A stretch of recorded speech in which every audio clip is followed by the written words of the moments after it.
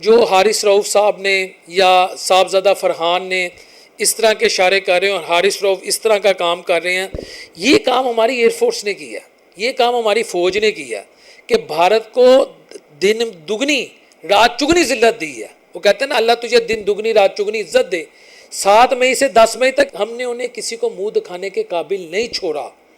بھارت یا موڈی government domestically برباد ہو گئی ہے، ریجنلی برباد ہو گئی ہے، انٹرنیشنلی برباد ہو گئی ہے، لیکن حارث رؤوف کو صاحبزادہ جو ہیں فرحان اور دیگر جو کھلاڑی ہیں، شہین شاہ افریدی کو ہم نے وہاں پہ رنگ بازی کرنے کے لیے نہیں بھیجا تھا، ہم نے وہاں پر لڑنے جھگڑنے کے لیے یا اس طرح کے سٹنٹ کرنے کے لیے نہیں بھیجا تھا۔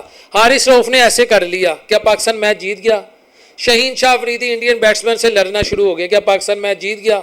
فرحان جو صاحبزادہ فرحان ہے وہ 10 اووروں میں 91 سکور ہو رہا ہے، 10 اووروں کے بعد وہ ٹھس ہو گئے، ان سے کھیلا ہی نہیں جا رہا تھا، 10 سے 16 اووروں تک صرف 30 سکور بنا ہے، صرف 30 سکور۔ کیا اس لیے بھیجا تھا آپ؟ اس کے بعد جب 50 کی تو آپ ایسے سے شروع ہو گئے۔ یہ رنگ بازی ہے، یہ ایسے ہی ہے۔ ہم کسی مریض کے پاس ڈاکٹر کو لے کر آتے کہ ڈاکٹر صاحب جلدی گھر آ جاؤ، مریض کی طبیعت خراب ہے، یا مریض کو ہاسپٹل بھیج دیتے ہیں۔ مریض جو ہے ڈاکٹر اس کا علاج کرنے کی بجائے اسے اپنی نالائکی کی وجہ سے غلط دوائی دے دے اور وہ مریض کو پھٹے پہ ڈال دے اور باہر آ کے ڈاکٹر کہے پاکستان زندہ آباد، پاکستان زندہ آباد، پاکستان پائندہ آباد، کون کم بخت نہیں کہتا؟ لیکن اس کا یہ مطلب تھوڑی ہے تو اندر تو دیکھ تو نے اندر پیشنٹ کے ساتھ کیا کیا ہے۔ یہ کام انہوں نے کیا ہے۔